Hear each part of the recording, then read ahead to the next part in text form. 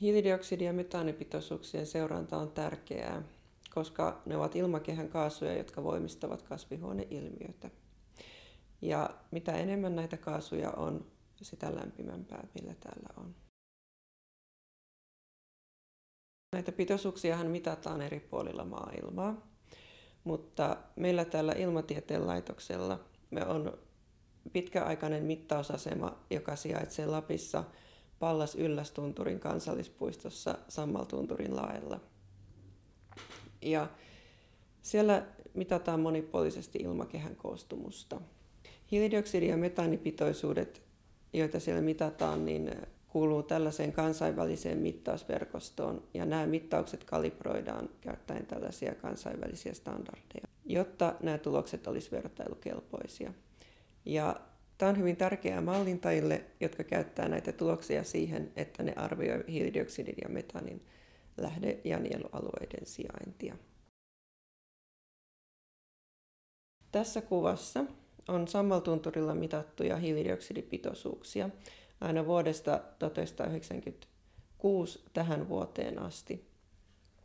Ja y-akselilla on hiilidioksidipitoisuus yksiköissä ppm, eli part per million, joka tarkoittaa sitä, että esimerkiksi tässä ilmakehän miljoonasta molekyylistä noin 360 on hiilidioksidia.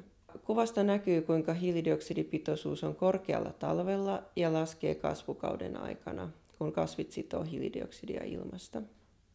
Ja pitoisuudet nousee talvi talvelta ja vuosi vuodelta, koska hiilidioksidia päästetään ilmaan nopeammin kuin kasvillisuus ja meri sitä pystyy sitomaan. Tässä kuvassa on sitten Sammaltunturilla mitattuja metaanipitoisuuksia vuodesta 2004 tähän vuoteen asti. Ja y-akselilla on metaanipitoisuus yksiköissä ppb, eli nyt part per billion.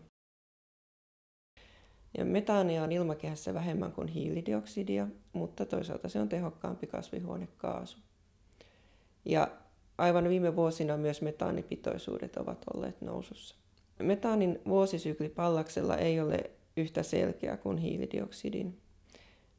Metaanillakin on päästöjä ihmisen toiminnan ansiosta, mutta sillä on myös voimakas ilmakemiallinen nielu, toisin kuin hiilidioksidilla. Metaanin pitoisuudet on korkeimmillaan talvella ja laskee keväällä, mutta toisaalta loppukesästä pitoisuudet taas nousee, koska mittausasema sijaitsee boreaalisella vyöhykkeellä lähellä laajoja suoalueita ja suot emittoi metaania kesän lämpimissä ja kosteissa olosuhteissa. Yleisesti tällaisia tuloksia käytetään